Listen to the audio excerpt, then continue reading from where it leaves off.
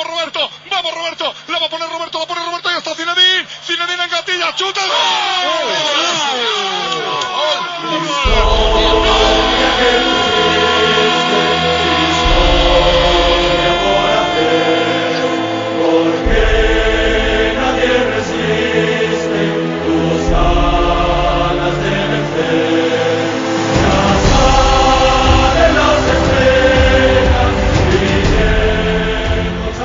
Le Real est increvable. Le Real est insubmersible. Zidane. Allez. Et oui, la semaine dernière, on faisait un épisode sur est-ce que Zidane va rester? Eh ben, Zidane, encore une fois, a montré qu'il était lié à vie au Real Madrid. Et on va en parler avec Johan. Salut Johan. Salut Gilles, salut tout le monde. Je te sens quand même soulagé parce que c'est vrai que dans le dernier épisode, tu avais dit que en tant que Madrilène, tu croyais en la victoire du Real en Ligue des Champions.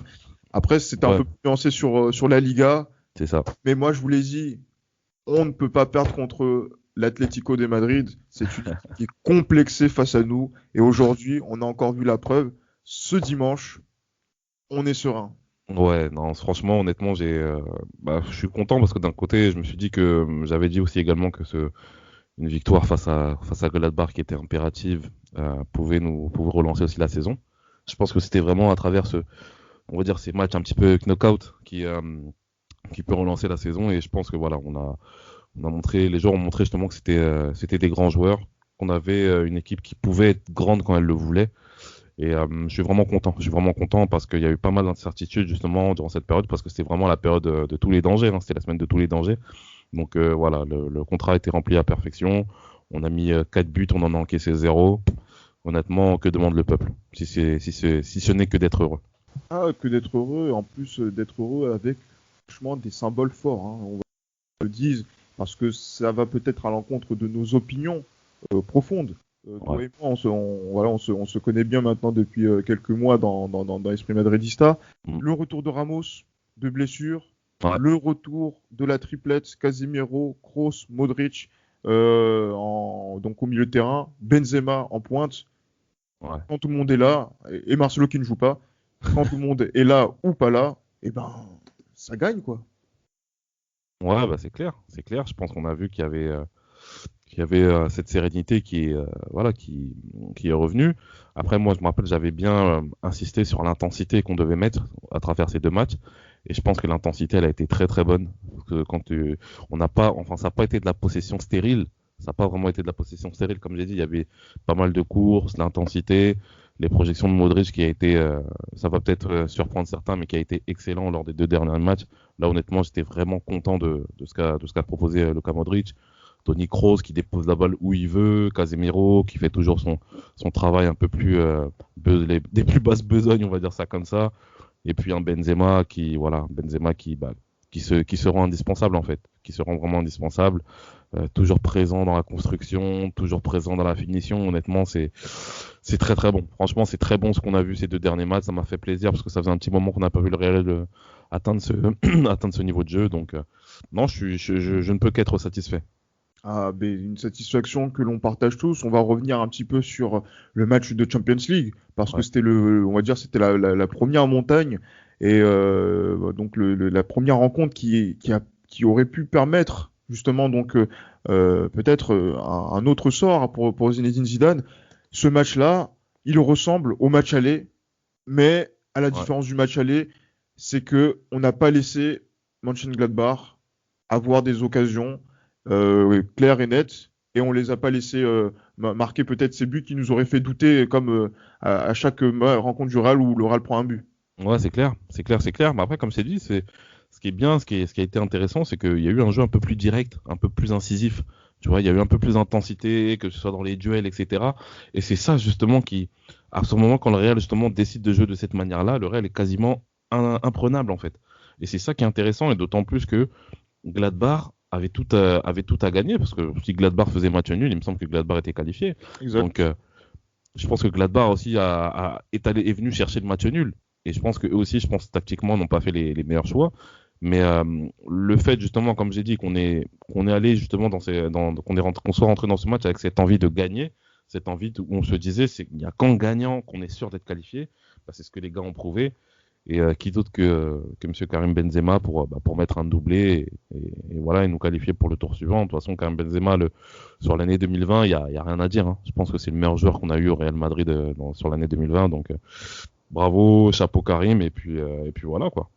Et surtout quand tu vois donc la rencontre, parce que c'est vrai que on disait que le Real, qui était un peu stérile en termes de possession, qui n'arrive pas à faire de différence, de créer de la vitesse justement sur les côtés, notamment sur les centres. En fait, Ouais. il y a beaucoup de choses qui ont été démenties sur ces rencontres-là. On C'est arrive à clair. marquer sur coup de pied arrêté. Mhm. Donc marquer sur coup de pied arrêté dans le match contre l'Atlético. On arrive à marquer de la tête sur des centres Ouais. contre Mönchengladbach. Franchement, Johan, quand on voit par exemple la possession du Real mercredi en Ligue des Champions, Mhm. 64%.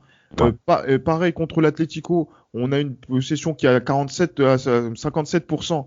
Et qu'on voit surtout aujourd'hui que le nombre de tirs cadrés qu'il y a eu Ouais. pour les adversaires, un Mhm. contre l'Atlético Gladbach. et un seul également contre le Borussia Mönchengladbach, Mhm. concédé, mais en fait, on a retrouvé une imperméabilité défensive qui nous avait fui, et malheureusement, ça coïncidait avec la période de blessure de Sergio Ramos. Ouais, c'est clair. Bah après tout ce qu'on a dit, les faits montrent que bah voilà, lorsque Ramos est de retour, il est clair que peut-être qu'on a ce regain de forme du point de vue défensif. Après, ce qu'il faut pas oublier, il y a le retour aussi de Dani Carvajal, Dani Carvajal qui Ouais. a joué un rôle important, notamment lors du match face à l'Atlético. Donc, il est clair que voilà, il y a cette défense qui se reforme. Et bien sûr, Marcelo n'est pas là. C'est vrai qu'on est dur, on est très dur avec Marcelo, mais il faut dire la vérité, c'est que Marcelo n'est plus vraiment au niveau. Et il est clair que lorsqu'on a ce quatuor défensif, donc en l'occurrence Varane, Ramos, Carvajal et puis Benjamin Ferland. Ferland Mendy, Ouais. autant pour moi, Ferland Mendy, il est clair qu'on montre que voilà, il y a cette solidité qui se remet en place. Et ce qu'on a déploré lors des matchs, notamment face à Gladbach au match en Allemagne, face à Donetsk en Ukraine, face à Valence aussi, face à Valence, on a retrouvé justement cette solidité défensive lors du match contre Gladbach et lors du match contre l'Atlético Madrid. Et je reprécise aujourd'hui qu'on a encaissé 0 but lors de ces deux matchs contre deux équipes qui étaient très en forme, notamment un Atlético Madrid à qui on a mis autant de buts qu'ils en ont encaissé depuis le début de la saison. Donc Ouais. honnêtement, c'est vraiment quelque chose c'est vraiment quelque chose de satisfaisant de voir qu'il y a eu justement cette densité défensive, cette densité collective qu'on avait perdue depuis pas mal de semaines déjà. Donc franchement, il y a vraiment je pense que tous les voyants sont au vert pour la première fois, je pense de l'année 2020. J'ai pas peur de le dire, de l'année 2020. Je pense que tous les voyants sont au vert. Tous les voyants. Ouais. Comment? Ouais, non, vas-y, dis-moi, Ouais, continue. on a retrouvé cette sérénité défensive et offensivement, malgré justement certains choix brouillons de Vinicius, honnêtement, on a retrouvé aussi offensivement, voilà, ce jeu en mouvement avec moins de possession stérile, d'incision justement pour aller vers le but, etc. Et voilà, et notamment Lucas Vasquez, que j'ai vu des gens vraiment, notamment, littéralement le salir, qui encore, face au match contre l'Atlético, a été excellent. Et franchement, je suis très, très, très content. Je suis très content de ce qu'on voit en ce moment. Il y a de quoi être très content, surtout que Lucas Vazquez, ben, on l'a vu, latéral droit Ouais, contre Mönchengladbach, est encore décisif mercredi. Et là, il est passé ailier droit. Encore une fois, c'est cette notion de couteau suisse que l'on a c'est ça. au Real Madrid avec nos joueurs espagnols qui connaissent la Liga, qui connaissent aussi un minimum le haut niveau, Mm, sur lesquels on va pas s'attendre à des matchs des matchs du même retentissement. On va voir les matchs de Modric, les matchs de c'est ça. Benzema, les matchs de Ramos, Mm, mais qui apportent une certaine stabilité de performance que dans les dynamiques c'est ça. qui peuvent être initiées. Et là, on le voit très bien. Victoire contre Séville, victoire contre Mönchengladbach, victoire contre l'Atlético de Madrid L'Atlético. dans le, Mm, dans le, dans le grand derby. Et bien voilà, donc là, effectivement, là, je suis d'accord avec toi, Johan, tous les voyants semblent au vert et c'est ouais. l'une des premières fois de l'année 2020, même la première fois de l'année 2020, nous sommes le 13 décembre, nous, au moment où on enregistre, que je suis satisfait du Real Madrid dans ce qu'il a pu proposer au cours de cette dernière semaine. Et ça, c'est vraiment une bonne chose. Mais simplement, quand on voit ça et qu'on voit que maintenant on a trouvé peut-être notre rythme de croisière, on espère, on va voir comment ça va se passer lors du match contre Bilbao. Un mot sur les joueurs qui vont sortir du banc et qui vont avoir de moins en moins de possibilités de pouvoir s'exprimer sur le terrain. Je pense notamment à Odegaard qui était absent lors des 2 dernières rencontres. Et justement aussi, voilà, aux joueurs comme Isco, c'est joueurs axiaux, Johan. Là, c'est-à-dire que là, on a trouvé, je pense qu'on a pu mettre en place le 4-3-3 que Zidane met depuis maintenant quelques mois et qui fonctionne quand il a ses séries de victoires. Est-ce que ça va conditionner maintenant le sort de joueurs comme Odegaard, comme Asensio, comme Isco dans l'animation de jeu? Parce qu'on a l'impression que là, le fait qu'il ne soit pas là, ça leur est préjudiciable. En fait, j'ai bien peur que oui, malheureusement, parce que j'espère me tromper, mais je pense que malheureusement que oui, que Zidane va souvent reconduire ce type de 11 type en fait. Et c'est ça que je reproche à Zidane, c'est qu'il n'a pas assez de variété concernant ses choix de joueurs. Et ça pose problème parce que ça freine la progression de jeunes joueurs qui sont prometteurs, tels que Odegaard, et ça entame aussi la confiance de certains autres joueurs qui ont montré dans le passé qu'on pouvait compter sur eux, notamment concernant Isco ou encore, après Asensio, j'ai un peu plus de mal parce qu'Asensio, justement, Zidane lui fait, je pense, trop confiance par rapport à ce qu'il montre.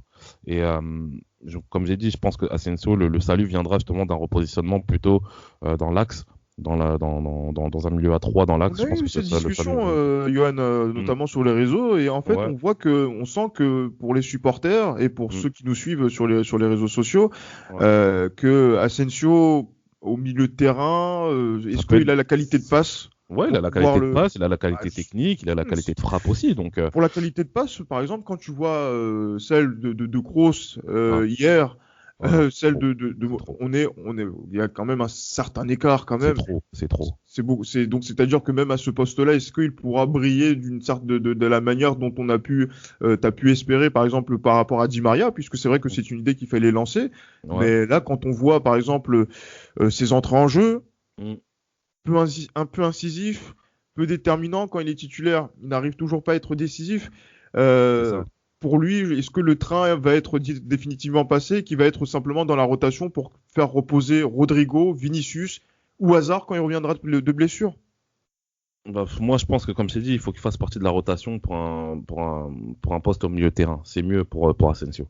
Parce qu'il a plus cette explosivité dont on a besoin aujourd'hui. Parce que, comme j'ai toujours dit, le Real est injouable lorsqu'il met cette intensité justement concernant les courses, concernant la verticalité de son jeu.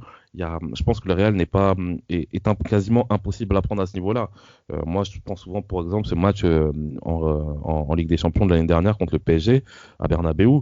À part s'il n'y a pas justement, je pense, ces changements tactiques. Comment? Tu l'aimes beaucoup ce match. Ce match, je l'aime beaucoup parce que justement, c'est ce match-là qui m'a fait respirer de revoir un grand Real Madrid. Je ne sais pas si tu te souviens, Gilles, mais l'intensité que l'équipe a mis dans ce match était incroyable. Après, il y a eu ce craquage à la fin par rapport à notamment, moi je donne justement, je porte Zidane comme étant le principal responsable de ce craquage à la fin par rapport à ses choix. Mais voilà, les différents matchs nous ont montré que lorsqu'on met cette intensité, lorsqu'on met cette niaque, lorsqu'on met cette envie-là, on est impossible à jouer. Et ça, justement, je pense que il faut absolument perpétuer cette tradition-là. Et je pense qu'une personne comme Asensio, si on la met sur le côté, il n'aura pas cette explosivité-là dont on a besoin pour pouvoir proposer cette intensité-là. Et je pense qu'Asensio, justement, doit être, malheureusement pour lui, parce que c'est vraiment une personne que j'aime beaucoup, doit être relégué à un rôle de rotation au milieu de terrain parmi les joueurs offensifs. Après, c'est vrai que ça fera 3 joueurs à vocation offensive dans la rotation au milieu de terrain, parce qu'il y a Isco et il y a Odegaard. Mais je pense qu'Asensio, le mieux pour lui, c'est d'obtenir ce rôle. De reculer. Ouais, je pense que c'est mieux. de reculer. Donc ouais, il faut voir. Donc on va voir ce que Zidane va proposer. Je pense que Zidane n'a pas encore eu cette réflexion-là avec lui pour trouver un autre moyen de renouveler ce joueur. Pour donner vie même à Asensio, tout simplement. Ah ben clairement, puisque là c'est comme si c'est une belle endormie Asensio, hein, depuis Ouais, son but lors de son retour de blessure. Ouais, on n'a pas forcément vu un Asensio qui a répondu justement aux attentes du madridisme. C'est clair. Pour revenir justement sur cet état de forme de la semaine, c'est vrai qu'on n'a pas pris de but contre Séville. Ramos n'était pas encore présent. Ouais. Ramos revient lors de cette rencontre. Ben voilà, on concède moins d'occasions et surtout on ne prend pas de but. Et même si Raphaël Varane continue de avoir des égarements, exactement, mais ça se voit moins et ça se ressent moins justement même dans nos commentaires. Et ben on est plus détendu avec notre défense. Est-ce que Ramos est toujours aussi fondamental à la défense? On a eu cette discussion-là en fin de saison dernière. Et est-ce qu'on a encore besoin de lui de façon vitale? Et là, on a l'impression que c'est la tendance que les 2 derniers matchs montrent qu'on a besoin de lui follement. Ouais, mais au-delà de l'apport défensif, c'est aussi un apport psychologique, le fait d'avoir Ramos. Je pense que c'est quelque chose qui est très très important. Pour Varane, simplement? Simplement pour Varane? Non seulement pour Varane, mais pour toute l'équipe. Pour toute l'équipe. Je pense que Ramos, c'est un meneur d'hommes. Je pense que c'est un meneur d'hommes qui aujourd'hui n'est pas négligeable pour un club comme le nôtre. Donc je pense qu'au-delà justement de l'apport défensif qu'il peut apporter, cette sérénité toutefois relative, hein, parce que Ramos est capable aussi de faire de très grosses erreurs, mais il y a aussi justement, je pense que c'est surtout du point de vue mental que Sergio Ramos est capable de rapporter quelque chose de très très grand. Donc il est clair que pour moi, il reste indispensable. Moi, je me rappelle qu'on a fait ce premier épisode qui évoquait justement l'avenir des prochains joueurs du Real Madrid. Je pense que Ramos doit finir sa carrière au Real. Je pense qu'il doit finir sa carrière au Real, malgré le fait qu'il puisse vampiriser cette défense, ce rôle de défenseur, mais il doit rester au Real. Il doit rester au Real coûte que coûte. Je pense que du point de vue, comme je t'ai dit, du point de vue mental, c'est quelqu'un qui apporte beaucoup à l'équipe. Et on a vu justement que, voilà, à travers son travail, qu'il est capable justement de faire d'excellentes choses. Et justement, donc ça veut dire qu'il doit prolonger. Oui, il doit prolonger, mais il faut rester justement dans la tradition du club par rapport aux différentes prolongations. Tu peux prolonger, mais voilà, répondre aux émoluments qu'il impose du point de vue salaire. Je pense qu'il faut quand même rester réaliste dans le sens où il y a la crise Covid qui a fait qu'il y a eu pas mal de pertes. Et malheureusement, j'ai envie de te dire, moi je pars du principe où le club doit rester toujours au-dessus du joueur. On l'a vu avec Cristiano Ronaldo, ça a été le cas. Donc si on tombe pas justement d'accord avec Ramos par rapport à ces différentes exigences du point de vue salarial, si monsieur veut partir, il faut qu'il parte. Parce que c'est la tendance. C'est vrai qu'on n'en a pas énormément parlé sur les dernières semaines, mais voilà, la presse espagnole a parlé de beaucoup de choses, notamment par rapport à cette prolongation, et même Marca a fait les 100 raisons pour prolonger Sergio Ramos. Ça c'est du coup voilà, il revient sur le terrain et visiblement il donne toutes les raisons de pouvoir faire prolonger son aventure. Mais voilà, la discussion reste ouverte. Moi, j'ai un avis sur la question que je garde pour moi, parce que si je le donne vraiment, si je le donne, eh ben, je pense que je vais mettre à dos beaucoup de Madrilènes, à juste titre. Mais mouille-toi, Gilles, fais comme moi, faut se mouiller dans la vie. Je veux bien me mouiller, mais le problème c'est que là, pour l'instant, la situation du Real Madrid est beaucoup plus importante que nos états d'âme sur tel ou tel joueur. Donc du coup, tu serais bon en politique. Hein. On me l'a dit il y a plus d'une fois, mais voilà, je suis un peu trop honnête pour ça. mais justement, on parle de politique et de direction, notamment sportive. Zinedine Zidane, Johan, tu vois, il est toujours debout aujourd'hui. Et même si t'as demandé à plusieurs reprises son départ, Zidane, même quand il est au bord du précipice, eh ben, il arrive toujours à s'en sortir. Il arrive toujours, les faits nous le montrent que c'est évidemment le cas. Parce que ce serait être malhonnête, ce serait de la malhonnêteté de dire que voilà, il n'arrive pas à s'en sortir, il a de la chance, etc. Enfin, on ne sait pas si c'est de la chance, mais les faits montrent que à chaque moment où il est attendu, à chaque période qui est critique, Zidane arrive à sortir la tête de l'eau. Il y a eu ce match face à Galatasaray, justement. Il y a eu cette semaine de tous les dangers. Et Zidane montre qu'il est toujours là. Donc, moi, personnellement, je pense que tu sais, toutes les personnes qui suivent ce podcast savent ce que je pense de ce coach. Mais voilà, tant qu'il y a des résultats, il est obligé de rester. Donc, moi, personnellement, je peux rien dire d'autre que déjà le féliciter parce que justement, je pense que même si ce sont les joueurs qui font les résultats, je pense que voilà, il a déjà le fait que les joueurs justement soient derrière lui. Je pense que c'est tout à son honneur. Je pense qu'il y a des choses qui provoquent justement cette union autour de lui. Donc, je ne peux que le féliciter. Dieu sait ce que je pense de lui, mais je ne peux que le féliciter du fait qu'il arrive à s'en sortir de cette situation qui paraissait critique il y a de cela un mois. Mais en plus, moi, j'ai envie de le dire, et je reste sur la même ligne que sur les derniers épisodes. Franchement, Zidane, vous pensez vraiment que il va partir? Déjà, il montre pas mal de caractère par rapport au fait qu'on dit est-ce que vous allez démissionner ou pas? Déjà, se dire que voilà, j'assume mes responsabilités, je reste quoi qu'il arrive malgré les résultats et j'essaye d'inverser la tendance. C'est pas, voilà, c'est quelque chose où on pensait que si c'est trop difficile, qu'il allait partir. Il reste.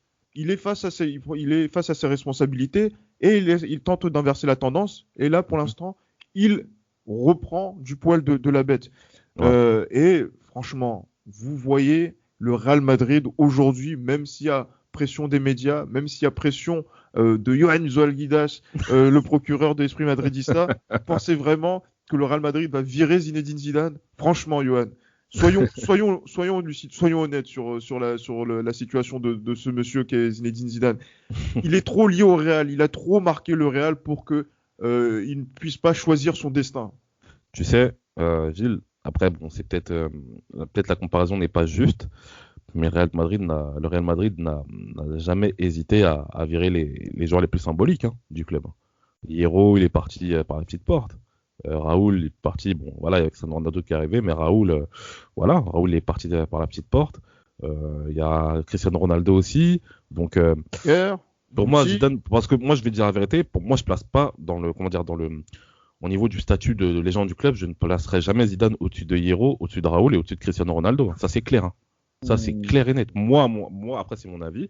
Je ne mettrai pas Zidane à la hauteur de ces trois personnes que j'ai citées. Donc pour moi, franchement, il y a un Real avant que Zidane arrive et un Real après que Zidane soit arrivé quand même. Oui, mais enfin, quand tu dis avant que Zidane arrive en tant que joueur ou en tant que coach? En tant que joueur et en tant que coach, les deux. En tant que joueur, on va pas refaire l'histoire. En tant que joueur, on a gagné 2 Ligues des Champions dans la période dans laquelle il jouait. On a gagné 2 Ligues des Champions avant son arrivée. Et après son départ, on a gagné combien de Ligues des Champions? Même si c'est vrai que son départ, même si c'est vrai qu'il a un lien qui est clair avec les dernières victoires en Ligue des Champions. C'est clair, mais en tant que joueur, il y a eu le Real Madrid a existé avant Zidane et il existera après Zidane. Exactement. Et moi, j'ai envie de te dire, je pense aussi, et je sais pas pourquoi j'ai cette intuition-là, mais je pense que Zidane, à la fin de la saison, il démissionnera.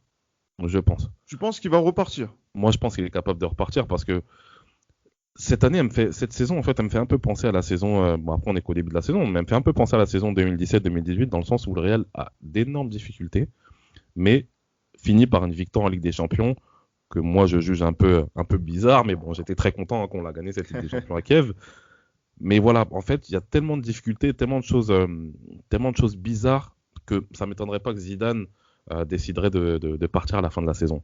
Parce que je pense qu'il vaudra mieux qu'il reparte sur un titre qu'il gagnera, parce que si on gagne le championnat cette année, ça fera deux saisons de championnat de suite. Ça fait très longtemps que le Real Madrid ne s'est pas offert ce luxe-là. Donc, je pense que Zidane pourrait partir à la fin de la saison, mais de lui-même. J'ai cette intuition-là. Je sais pas, mais j'ai cette intuition-là. C'est possible. Après, voilà. Donc là, on sait même pas. Regarde, il y a un mois, on se posait la question de ce qu'il allait démissionner, de ce qu'il allait être viré. Là, on sent qu'il va être conforté dans ses fonctions. Peut-être que le mois d'après, non, il s'est offert. Après, on va dire, il s'est offert un sursis. Tu penses que ce n'est qu'un sursis ou que là il peut pas aller sereinement jusqu'à la fin de la saison? Bah, j'ai envie de te dire, Gilles, si on enchaîne par exemple 2 défaites de suite en championnat cette saison et qu'en Ligue des Champions, on se fait éliminer dès les huitièmes, c'est compliqué pour lui. Ah, mais justement, on va revenir sur tout ça parce que quand Mm. moi je vois le classement aujourd'hui du Real et on va aussi revenir sur la Champions League, là c'est la situation du Real, elle est en termes de classement, le Real troisième, donc Ouais, qui avec un match en plus par en plus rapport à sur l'Atlético l'Atlético. qui est toujours leader, Mm. donc 3 points d'écart. Le Real est toujours dans le coup en championnat. Ouais. Malgré tout ce qu'on a pu dire, malgré les 3 défaites, malgré les 12 buts encaissés, cette saison. Voilà, donc c'est un Real qui est dans lors du premier tiers du championnat dans la course. Mhm. Et c'est aussi un Real qui va jouer la Champions League et qui, au moment où nous allons sortir l'épisode, va connaître son destin en Ligue des Exactement. Champions. On est Mm. premier, ça c'est quelque chose qu'il faut dire Ouais. à nos chers fans. Le Real Madrid est sorti premier de sa phase de poule, ce qui nous enlève une sacrée épine du pied, notamment par rapport à l'adversaire. Ouais, Et, c'est clair. et là, justement, Johan, tu penses à quel adversaire potentiel pour ce huitième de finale, sachant qu'on va pas affronter les Espagnols, Mm. les 3 autres équipes espagnoles ont terminé deuxième, donc on pourra pas les affronter. On peut pas affronter Mönchengladbach. Donc là, maintenant, le choix, il reste maintenant assez restreint entre la Lazio, il y a qui encore? Euh, Atalanta. je crois qu'il y a Porto également. Ouais, il y a Euh, Porto, Lazio, l'Atalanta, Leipzig. Et Leipzig, voilà, Ouais. donc ça fait donc là, on a une chance sur 4 d'affronter une de ces équipes-là. Et Ouais. là, ton choix, ce serait lequel? Parce que c'est vrai que on se dit que cette équipe du Real peut-être joue donc à son niveau Mm. quand elle en a envie. Ouais. Mais le problème, c'est que avec qui le complexe de supériorité peut être présent et avec qui on peut être justement suffisamment humble pour pouvoir les affronter et les battre Alors, au mois de ouais. février-mars. Alors, le complexe de supériorité, à travers toutes les équipes qu'on a évoquées, je pense que ce sera plutôt Porto. Parce que je pense que Porto n'est pas vraiment une équipe qui affiche un top niveau cette saison hein, en championnat. Parce Ouais. que j'ai de la chance d'avoir pas mal d'amis portugais qui m'ont dit ouvertement que Porto cette saison, c'est pas ça du tout. Même si au niveau du classement, bon, ils sont dans le top 3 comme d'hab, hein, Ah, mais mais c'est pas comme le ça du Real. tout. Ouais, ouais, voilà, c'est ça. Mais Porto, c'est pas ça du tout. Donc je pense que Porto, on peut avoir ce complexe de supériorité. On peut avoir cela. Et on va dire, on sera un peu plus humble face à une équipe comme Leipzig, je pense. Parce que Mhm. Leipzig, on sait que c'est une équipe qui est capable de faire d'excellentes choses. En championnat, ils sont en train de tenir tête au Bayern Munich, ça faut pas l'oublier. Donc, je pense que les deux équipes représentent justement ces deux caractéristiques qu'on évoque. Et pour la petite histoire, moi, ce que je craignais, c'est que l'Ajax se qualifie pour le second tour, enfin pour le huitième, qui finissent deuxième. Et honnêtement, l'équipe que j'aurais plus craint, ça aurait été l'Ajax Amsterdam. Parce que face à des grandes équipes comme ça, c'est une équipe qui n'affiche aucun complexe. Et on a vu justement il y a 2 ans de cela ce qu'une équipe de l'Ajax en forme était capable de faire. Donc, De faire, oui, effectivement. ouais, donc voilà. Pour moi, comme ça dit, les deux sur les deux antipodes qu'on a évoqués ensemble, c'est plutôt Porto et puis Leipzig, je pense. Alors, Porto, donc, disons que là, ça peut être, on va se dire que ça va être facile, mais donc justement, attention au péché Attention, d'orgueil. c'est ça. Mm. Exactement. Et de l'autre côté, Leipzig, ça peut être voilà cette équipe où on va se dire ouais ça va être difficile, mais le Real Madrid étant le Real Madrid, on va s'en sortir malgré le fait qu'ils ont un excellent Angelino qui en ces Ouais. derniers temps est en train de voler sur le championnat et sur la Ligue des Champions. Ouais, franchement, le mec, il montrait rien du tout à City. Et je me rappelle, bon, à Eindhoven, c'était pas mal, mais à City, il a rien montré du tout à chaque fois qu'il jouait. Et là, c'est ça, hein, quand tu es dans les bonnes dispositions, tu arrives à bien montrer à exposer pleinement ton talent. Donc, ouais, c'est clair, Ouais. c'est quelqu'un dont il faudra se méfier si on tombe contre Leipzig, quoi.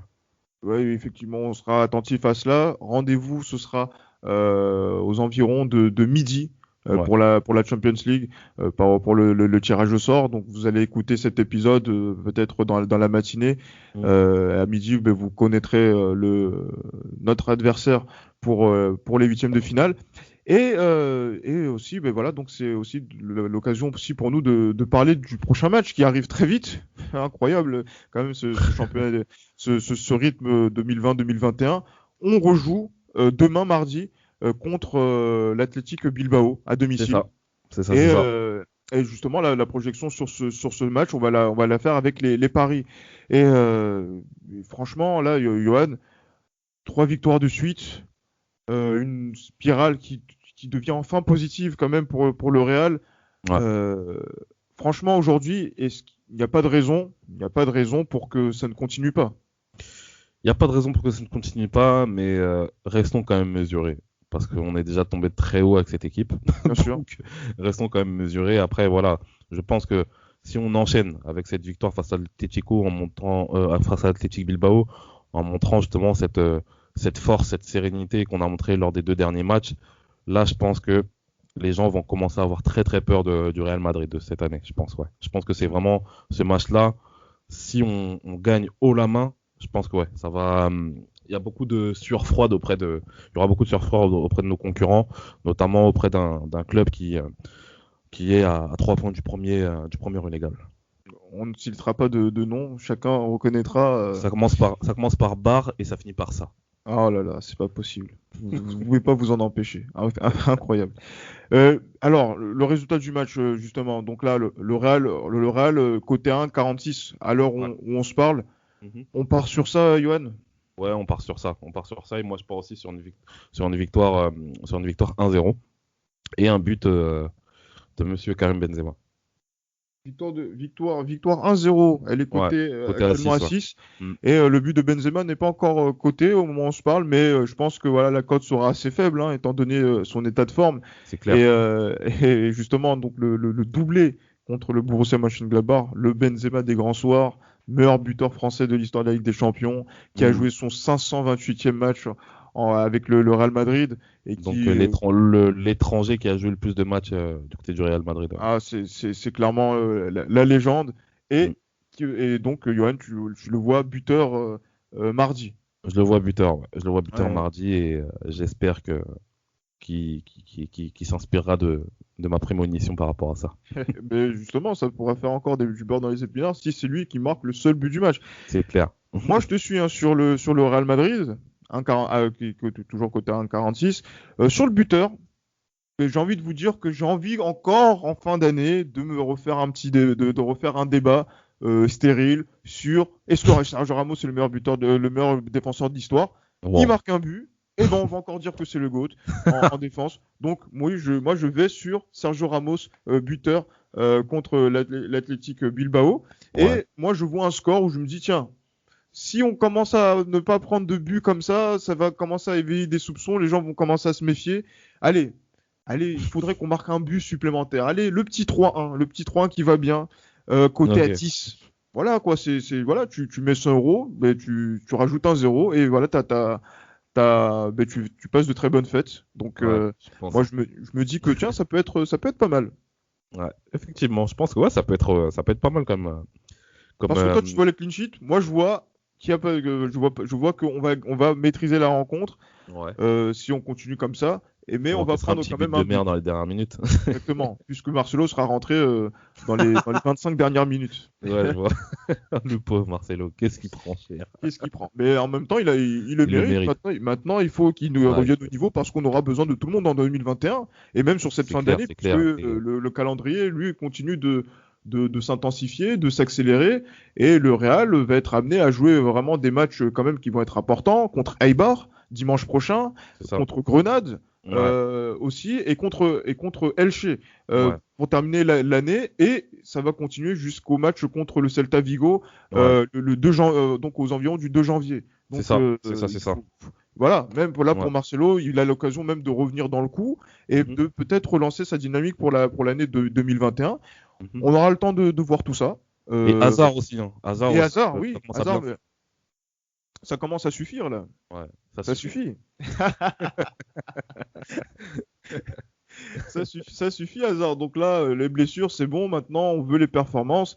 On aura besoin de tout le monde et il faut bien terminer l'année. Et on sera attentif à cela dès la semaine prochaine pour faire le débrief de ces rencontres contre Bilbao et contre Eibar pour notre prochain épisode. D'ici là, portez-vous bien. Merci Johan pour encore tes lumières sur cet épisode. C'est moi Voilà. qui te remercie. Exactement, le procureur était heureux aujourd'hui et on voulait le partager avec tous les auditeurs d'Esprit Madridista. Profitez, ça arrivera pas souvent. Et pourquoi pas, on va voir. Moi, je suis confiant. Souvenez-vous de ce que là, je suis en train de vous dire. Nous allons vivre une année heureuse en 2021 et on va bien finir l'année 2020. À la Madrid! À Madrid.